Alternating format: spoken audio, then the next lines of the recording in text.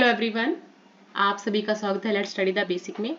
तो अब करेंगे साइंस का chapter 2 class 7th nutrition in animal की। जो एनिमल्स हैं उनमें जो न्यूट्रिशन है वो कैसे एब्जॉर्ब होता है या उनको कैसे एनर्जी मिलती है। तो आज हम ये सब इस चैप्टर में डिस्कस करेंगे, जिसमें हम ह्यूमन बॉडी के बारे में जानेंगे, डाइजेशन के बारे में जानेंगे। तो चलिए शुरू करते हैं। उससे पहले मैं आप सभी से रिक्वेस्ट करना चाहूंगी, अगर आपको हमारी वीडियोस अच्छी लगती है तो प्लीज हमें सब्सक्राइब करें। तो चलिए स्टार्ट करते हैं। तो आज हम कौन कौन से टॉपिक डिस्कवर करेंगे। तो पहला तो है इंट्रोडक्शन कि भाई न्यूट्रिशन क्या होता है, mode of nutrition in animal को देखेंगे, न्यूट्रिशन इन ह्यूमंस भी देखेंगे, स्लेवरी ग्लैंड्स क्या होता है, लीवर का क्या काम है, पेनक्रियाज कैसे हेल्प करती है, और डाइजेशन इन लार्ज इंटेस्टाइन। तो आज हम कुछ ऐसे टॉपिक्स हैं जिनको कवर करेंगे, ठीक है। Introduction. So animals and human have heterotrophic mode of nutrition because they obtain their food directly or indirectly from plants. क्या बोल दिया मैंने? तो देखो, हेटरोट्रोप्स वो होते हैं जो अपने खाने के लिए किसी और पे डिपेंड करते हैं, ठीक है। जैसे हम और एनिमल्स हैं, हम अपना खाना खुद नहीं बना सकते, इसलिए हम किस पे डिपेंड करते हैं? प्लांट्स के ऊपर। जो प्लांट्स हैं वो ऑटोट्रोप्स है क्योंकि वो अपना खाना खुद बनाते हैं। तो यहाँ से एक पता चलता है कि अगर हेटरोट्रोपिक का एग्जांपल आ जाए कि give the example of heterotrophic, तो आप लिखोगे animals and humans are the example of heterotrophs, okay. और जिस मोड में वो खाना बनाते हैं या न्यूट्रिशन को एब्जॉर्व करते हैं उसको बोलते हैं हेटरोट्रोपिक मोड। सो इंट्रोडक्शन में यही है कि एनिमल्स और हम जो ह्यूमन बीइंग हैं वो अपने खाने के लिए डायरेक्टली और इनडायरेक्टली प्लांट्स पे निर्भर करते हैं, इसलिए हम क्या है? हेटरोट्रोप्स। अब न्यूट्रिशन क्या होता है? So nutrition is the process of taking energy from food material, कि जो हम खाना खाते हैं उससे एनर्जी को लेना, उसको हम क्या कहते हैं? न्यूट्रिशन। तो ये कॉम्प्लेक्स प्रोसेस होता है। ऐसा नहीं है कि बस आपने खाना खाया, खाना खाते ही आपको एनर्जी मिल गई, नहीं। जैसे ही खाना अंदर गया, सारे जो ऑर्गन्स हैं वो अपने काम में लग जाते हैं। और इसमें 5 तरह के स्टेप्स होते हैं। इंजेशन, जब आप खाने को अपने मुंह में लोगे, ठीक है, जो आप खाना खाते हो उसको इंजेशन बोलते हैं। डाइजेशन की आपका पेट उसको छोटे छोटे टुकड़ों में ब्रेक डाउन कर देगा, उसको डाइजेस्ट करेगा। एब्जॉर्प्शन की, जो आपने खाना खाया है उससे वो एब्जॉर्ब होगा खाना। एसिमिलेशन की, अब वो खाना खून में, पानी के थ्रू आपकी बॉडी में फैलेगा। एडिशन होता है कि अब जो वेस्ट चीज निकली है, जो खाना था जिससे उसमें न्यूट्रिशन था वो एब्जॉर्ब कर लिया गया बॉडी के द्वारा, अब जो वेस्ट बचा है उसको निकालने को हम बोलते हैं एगेशन। जो चलो अब बारी बारी इन सबको याद कर लेते हैं, पढ़ लेते हैं। सो इंजेशन क्या होता है? This is the process of taking food and it take place through mouth, कि हम जो मुंह से खाना खाते हैं उसको हम क्या कहते हैं? इंजेशन। डाइजेशन क्या होता है? So it is the process of breaking down of complex food component into smaller molecules. अब देखो, आपने खाना खाया, ठीक है, उस खाने में से प्रोटीन को निकालना, ठीक है, कार्बोहाइड्रेट्स को निकालना, फैट को ब्रेक डाउन करना, इसी को हम कहते हैं कि this is the breaking down of complex food component into simpler molecules, okay. अब है एब्जॉर्प्शन। एब्जॉर्प्शन क्या होता है? कि मतलब खाने से जो न्यूट्रिशन है वो एब्जॉर्ब करना। So it is the process in which all the digested food is absorbed by the wall of stomach, okay. Assimilation, अब एसिमिलेशन क्या होता है? So it is the process in which the absorb food is delivered to each and every cell of the body where they are used to produce energy and complex substances such as protein, vitamins etcetera. कि assimilation वही है कि जो खाना अब absorb हो गया है हमारी बॉडी में, हमारे स्टमक में, अब वो पेनक्रियाज के थ्रू, बाइल्स के थ्रू, जो लीवर से जूस निकलता है, अब वो पूरी बॉडी में जाएगा, पूरी बॉडी में एनर्जी को प्रोवाइड कराएगा, ठीक है। एडिशन क्या होता है? It is the process in which undigested stored waste is excrete out from the body, ठीक है। और वहां पे वो लास्ट में एक एनस होता है जिसके थ्रू हमारा जो बॉडी का वेस्ट मटेरियल है वो निकल जाता है। ठीक है। अब है हेटरोट्रोपिक न्यूट्रिशन क्या होता है, तो ये आता है, so heterotrophs that drive their energy directly from plants are called herbivorous and those who drive their energy indirectly eating herbivorous are called carnivorous. ठीक है, तो यही है। ओमनिवोरस क्या होते हैं, they feed on both plants and animals. तो यहाँ पे बेसिकली आपको बताया कि हर्बीवोरस क्या होते हैं, जो प्लांट्स पे डिपेंड करते हैं। ठीक है, और जो कार्निवर्स होते हैं जो हर्ब्स खाने वाले को, मतलब जो एनिमल्स हैं उनको खाते हैं, उनको क्या बोलते हैं, कार्निवर्स, जैसे टाइगर हो गया। ओमनिवोरस होते हैं जो प्लांट्स भी खाते हैं और एनिमल्स को भी खाते हैं, जैसे बियर हो गया, रैट हो गया, ह्यूमन बींग्स भी हो गए, जो क्या है ओमनिवोरस है, वो प्लांट्स का भी फूड खाते हैं और एनिमल्स का भी। तो यहाँ से आपको 3 डेफिनेशन प्राप्त हुई, एक है हर्बीवोरस, सेकंड कार्निवोरस, और ये है हमारा ओमनिवोरस। तो ये तो आप 5th 6th में भी पढ़ के आए होंगे, आपको पता होगा। अब है डीकम्पोजर्स क्या होता है, so they obtain nutritions by breaking down remains of dead plants and animals include some bacteria and fungi. अब आपने कोई चीज सड़ गई है ना, कोई चीज सड़ गई है, गल गई है, उसके ऊपर भी आप बैक्टीरिया फंगी को देखते हो। तो जो चीजें जो जो ये न्यूट्रिशंस ब्रेक डाउन करते हैं कहाँ से, डेड प्लांट और एनिमल से, उनको हम क्या बोलते हैं, बैक्टीरिया और फंगी, और इसी को कहते हैं डीकम्पोजर। क्या बोलते हैं, डीकम्पोजर।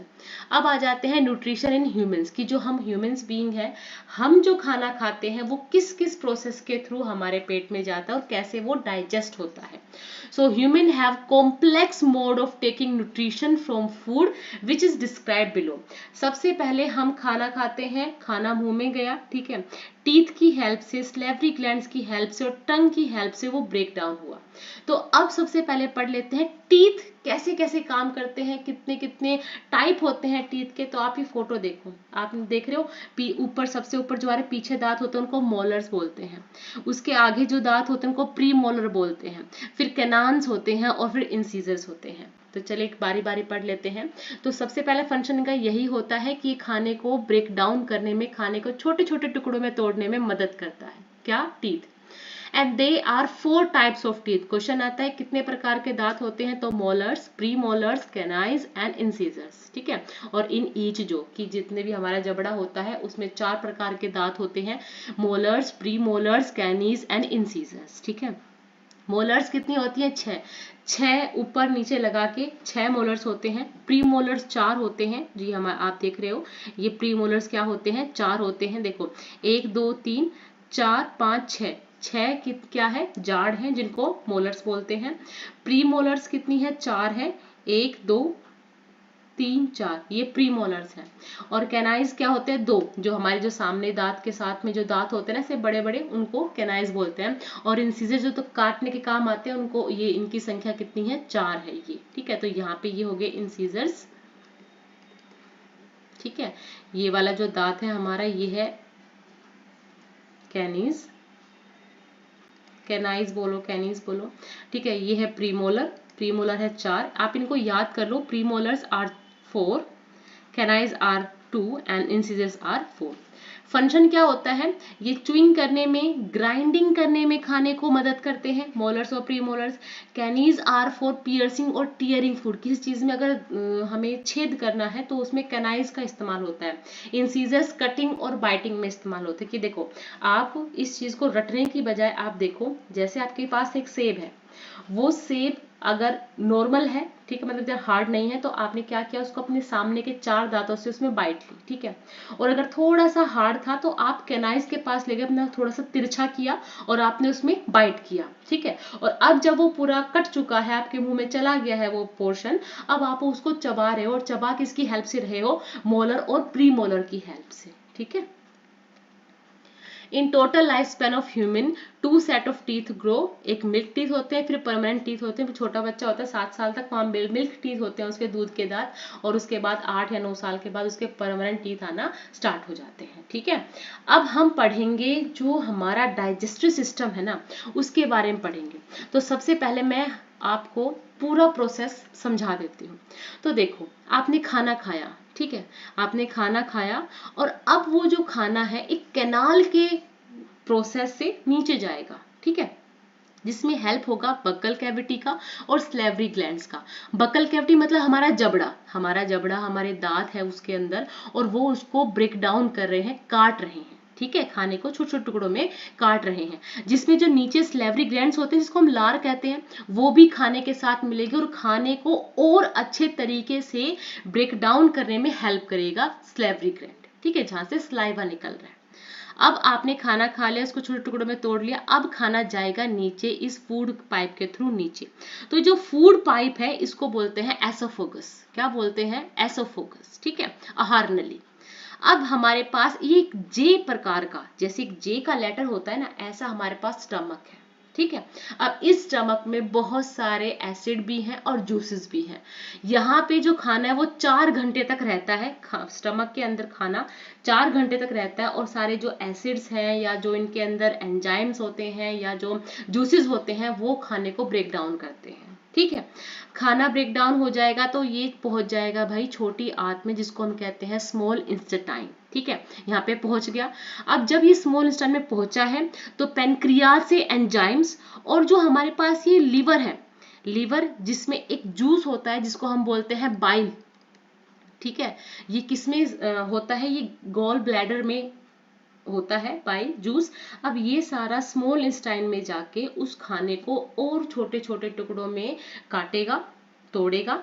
और देखो जब स्टमक में था तो स्टमक में एक पेप्सिन नाम का एंजाइम्स था, या आप उसको मिनरल्स बोलो, वो क्या करेगा? प्रोटीन को ब्रेक डाउन करेगा। जो खाना है, खाने में से जो प्रोटीन निकलता है ना, वो यहाँ स्टमक में से ही निकल जाता है। और जब खाने में जो फैट होता है उसको ये बाइल जूस ब्रेक डाउन करता है, ठीक है। फैट को तोड़ने का काम कौन करता है? ये बाइल जूस जो लीवर से निकलता है। पेनक्रियाज में जो एंजाइम्स होते हैं वो खाने को और भी ज्यादा छोटे छोटे टुकड़ों में तोड़ने में मदद करता है, और फैट को भी तोड़ने में मदद करता है, ठीक है। जो हम खाना खा लेते हैं तो देखो इतना सारा सिस्टम होता है उसको डाइजेस्ट करने में। अब देखो खाना आ गया स्मॉल इंटेस्टाइन में, जिसमें एंजाइम्स भी हैं, जो बाइल जूस है वो भी है। अब इसने क्या किया? जो खाना ठीक था, जो खाना बॉडी के लिए अच्छा था, वो वापस ब्लड की इनके हेल्प से, वाटर की हेल्प से पहुंच गया बॉडी के सारे पार्ट्स में। जो वेस्ट बचा वो इकट्ठा हो गया जाके लार्ज इंटेस्टाइन में, ठीक है, लार्ज इंटेस्टाइन में इकट्ठा हो गया, और यहाँ पे रेक्टम में इकट्ठा हो जाता है और एनएस के थ्रू बाहर निकल जाता है। तो ये प्रोसेस होता है हमारे ह्यूमन डाइजेशन सिस्टम का। सो आपको ये पूरा डायग्राम बनाना है, और जो ये मैंने लिखवाया है ये लिखना है, ठीक है। पूरे 5 नंबर, 4 नंबर, 3 नंबर पूरे मिलेंगे। So the food passes through a continuous canal which begin at the buccal cavity and end at the anus, ठीक है। बहुत सारे वेरियस कंपार्टमेंट होते हैं, जैसे बकल कैविटी मतलब हमारा जबड़ा, दांत होते हैं जिसमें, फूड पाइप जिसको हम एसोफेगस बोल रहे हैं, stomach, small intestine, large intestine, in rectum and the anus last में, ठीक है। So these part together form the alimentary canal. The food component gradually get digested as food travel through the various compartment। इसको तो आप खुद भी लिख सकते हो कि inner wall of stomach and the small intestine and the various glands associated with the canal such as salivary glands, liver, pancreas secrete digestive juices, and the digestive juices convert complex substance of food into simpler ones, and the digestive tract and the associated glands together constitute the digestive system। आप इसको ऐसे भी लिख सकते हो। इतना ऊपर का लिखने के बाद आप इसको अपने तरीके से, क्योंकि आप 7th क्लास में हो गए हो, आप आराम से इनको सेंटेंस में क्रिएट करो और लिख के दिखाओ, बहुत ही आसान है। अब इनके बारे में एक एक करके पढ़ते हैं कि भाई किस किस का क्या काम है। तो स्टमक, जो खाना है स्टमक में गया, स्टमक में एक म्यूकस होता है, दूसरा होता है hydrochloric acid. So it protect the lining of stomach against the action of acid.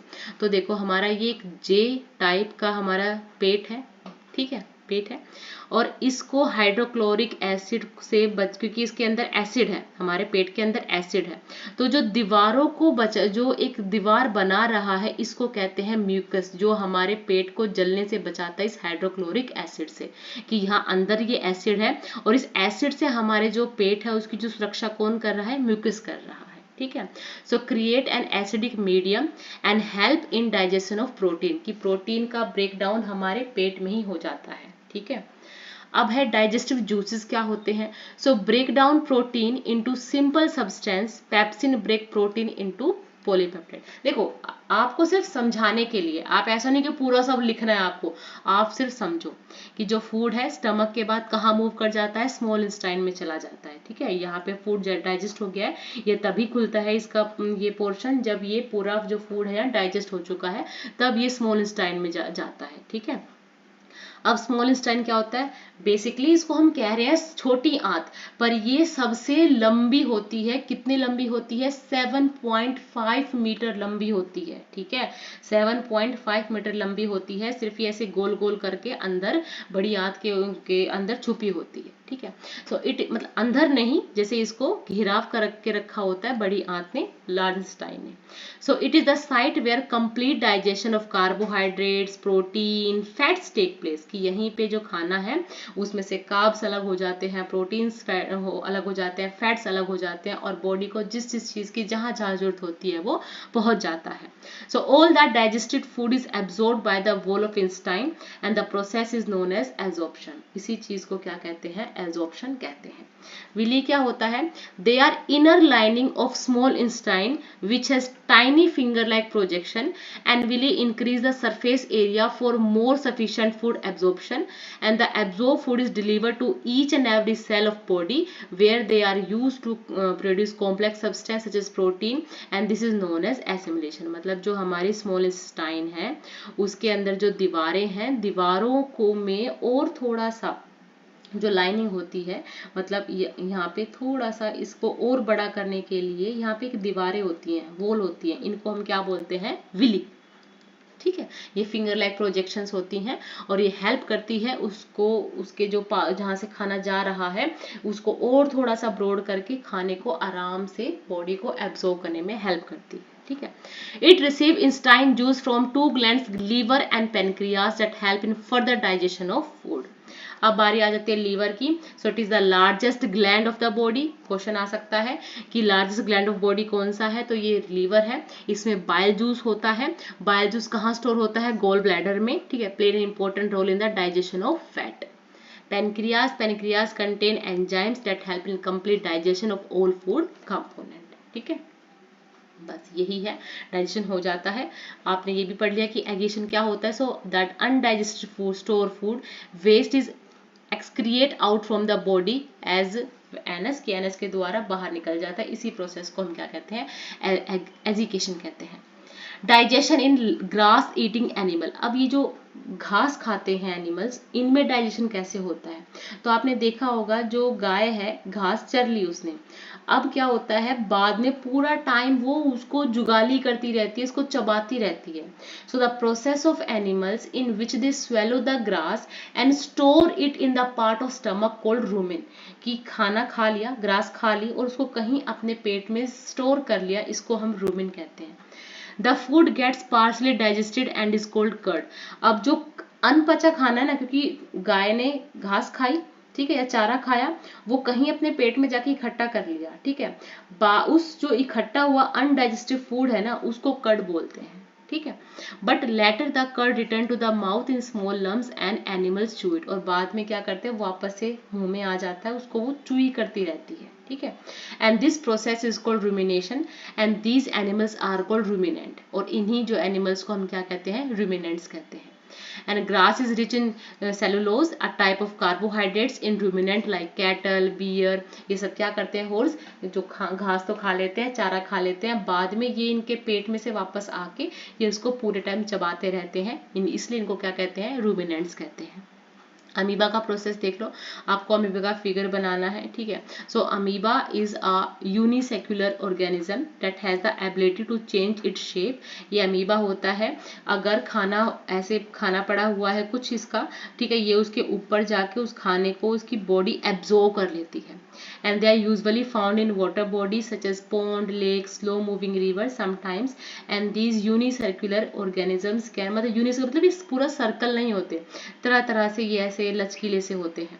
Organisms can also make their way inside the human body and causes various illness. कई बार क्या होता है पानी के थ्रू, हम जब पॉन्ड में, लेक में नहाने जाते हैं, ठीक है, तो ये हमारी बॉडी में भी चले जाते हैं और फिर हमें काफ़ी दिक्कत हो जाती है, हम बीमार भी हो जाते हैं। ठीक है, तो ये सब था अमीबा के बारे में।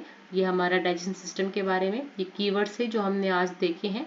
ये आपके लिए कि जो हमने पढ़ा है कि animals nutrition includes nutrient requirement, mode of intake of food and its utilization in the body. फिर ह्यूमन जो डाइजेस्ट सिस्टम उसके बारे में बताना है कि बकल कैविटी होता है, एसोफेगस होता है, स्टमक है, स्मॉल इंटेस्टाइन है, mode of feeding very in different organisms. अब देखो इंजेशन होता है, डाइजेशन होता है, एब्जॉर्प्शन भी होता है, सिमुलेशन और एगिशन, ये सब हम पीछे पढ़ के आ चुके हैं। तो ये सारा है, अगर आप चाहते हो क्विक रिविजन करना तो आप इसमें से पढ़ सकते हैं। आज के लिए इतना रखते हैं। Thank you and keep watching.